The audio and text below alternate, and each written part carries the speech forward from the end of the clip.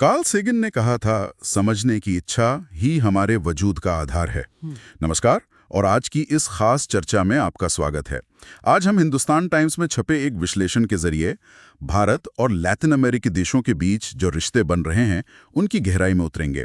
हमारा मकसद है इस अहम पर अक्सर नज़रअंदाज किए जाने वाले रिश्ते के मौक़ों और मुश्किलों को समझना।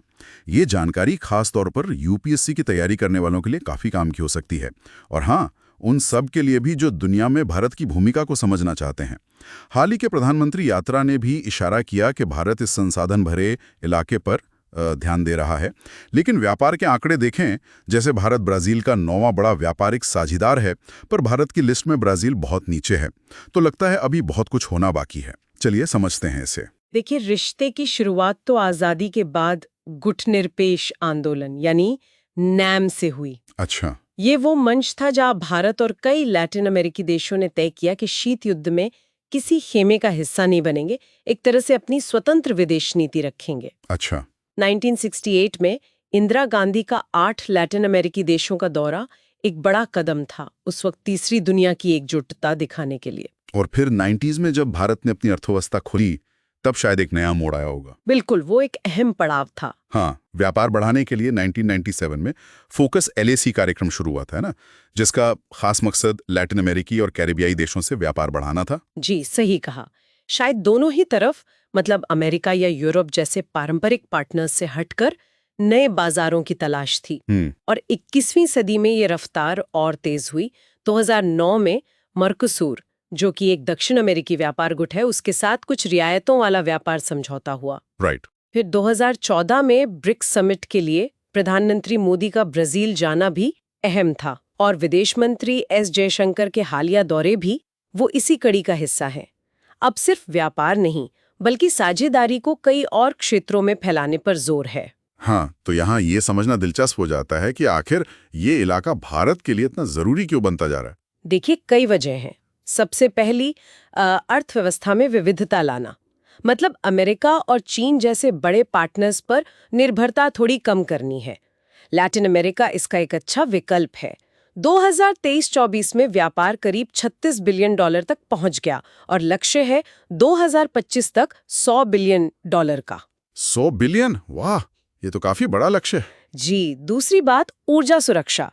भारत अपनी जरूरत का लगभग, मान लीजिए, 15 से 20% कच्चा तेल यहीं से मंगाता है। साथ ही रिन्यूएबल एनर्जी यानी अक्षय ऊर्जा में भी सहयोग की बड़ी गुंजाइश है। अच्छा, जैसे हाल में चिली की कंपनी कोडेल्को और अडानी ग्रुप के बीच तांबे की सप्लाई का समझौता हुआ। ये ग्रीन एनर्जी ट्रांजिशन के लिए बहुत जरूरी है। अच्छा, ये तो ऊर्जा और संसाधन हो गए। आज के दौर में तकनीक का बोलबाला है, क्या उस मोर्चे पर भी कुछ हो रहा है? हाँ, बिल्कुल।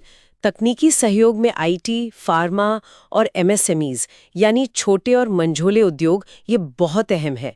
आपको पता है, भारतीय IT कंपनियां वहां करीब 40,000 स्थानीय लोगों को नौकरी दे रही हैं। 40,000, ये तो काफी बड़ा नंबर है। हाँ, और ये जानना भी जरूरी है कि लैटिन अमेरिका में करीब 99.5% बिजनेस MSMEs ही हैं। तो भारत अपना अनुभव, अपनी टेक्नोलॉजी वहां साझा कर सकता है। ये बात तो है। इनके अलावा भू राजनीतिक महत्व भी है, खासकर चीन के बढ़ते असर को थोड़ा संतुलित करने और ब्रिक्स या G20 जैसे मंचों पर साथ काम करने के लिए। फिर सांस्कृतिक जुड़ाव भी मजबूत हो रहा है। बॉलीवुड है, योग की लोकप्रियता है, और अब तो लैटिन अमेरिकी कलाकार भी भारतीय फिल्मों में आ रहे हैं। हाँ, ये तो दिखता है। और हाँ, खाने पीने की चीजें, खासकर खाद्य तेल का आयात भी बढ़ा है। 2022 में ये $5.6 बिलियन तक पहुंच गया था। और सस्टेनेबल डेवलपमेंट यानी टिकाऊ विकास, जैसे ग्रीन एनर्जी और लिथियम जैसे नए जमाने के संसाधनों में भी सहयोग की नई राहें खुल रही हैं। सही बात है, लेकिन इतनी संभावनाओं के बावजूद राह आसान तो नहीं लगती होगी। क्या बड़ी रुकावटें हैं, क्या चुनौतियां? बिल्कुल, चुनौतियां तो हैं। सबसे बड़ी चुनौती तो शायद भौगोलिक दूरी और सीधी कनेक्टिविटी की कमी है। सीधी उड़ानें या शिपिंग रूट्स ना होने से माल ढुलाई और आना जाना दोनों ही मुश्किल और महंगे हो जाते हैं, इसमें कोई शक नहीं। हाँ, दूरी तो एक फैक्टर है ही। इसके साथ ही एक दूसरे के बारे में कम जानकारी और कुछ पुरानी सोच वो भी है।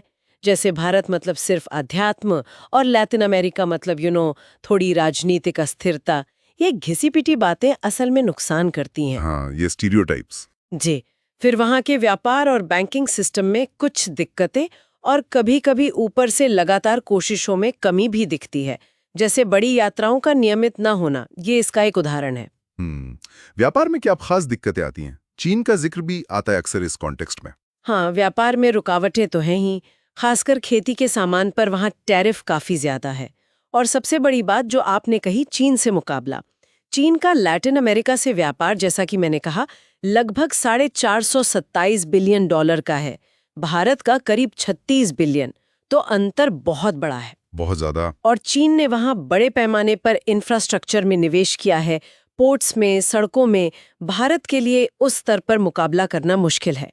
अंतर्राष्ट्रीय मंचों पर सीमित तालमेल भी कभी-कभी दिखता है। और हाँ, भाषा व संस्कृति की भिन्नता भी छोटी-मोटी चुनौतियां तो पैदा करती ही हैं।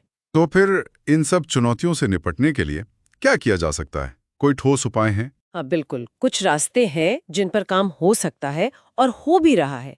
पहला, जैसा हमने कहा, सीधी कनेक्टिविटी, हवाई और समुद्री दोनों पर जोर देना होगा। दूसरा, लगातार उच्च स्तरीय राजनीतिक मुलाकातें होनी चाहिए। शायद विदेश मंत्रालय में खास लैटिन अमेरिका डेस्क बनाने से भी फायदा हो सकता है। एक फोकस्ड अप्रोच। बिल्कुल। तीसरा, बड़े मुक्त व्यापार समझौतों FTAs पर तेजी से काम करना होगा। मकसूर वाला समझौता तो है, पर वो सीमित है। उसे व्यापक बनाने की जरूरत है।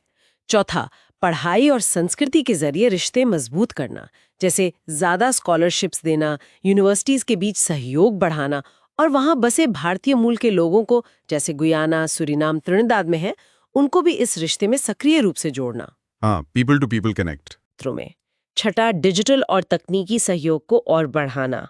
सातवां, विकासशील देशों के बीच आपसी सहयोग, साउथ साउथ कॉपरेशन को और ताकत देना।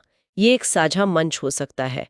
और आठवां, सुरक्षा और रक्षा में भी सहयोग बढ़ाया जा सकता है, जैसे समुद्री सुरक्षा और आतंकवाद के खिलाफ मिलकर काम करना।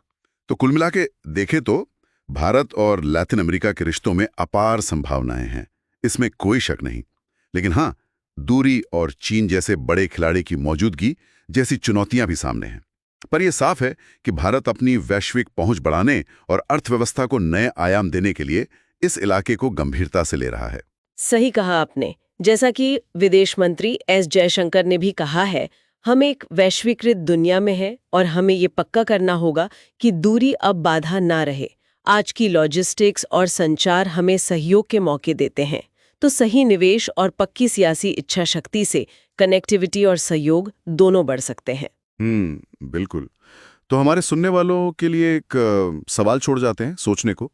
चीन के भारी भरकम आर्थिक दबदबे को देखते हुए क्या भारत लैटिन अमेरिका में अपनी खास ताकतों जैसे कि IT, फार्मा, लोकतांत्रिक मूल्यों और अपने सांस्कृतिक जुड़ाव के दम पर एक अलग और असरदार जगह बना सकता है, या वो इस रेस में कहीं ना कहीं एक सेकेंडरी प्लेयर ही बना रहेगा?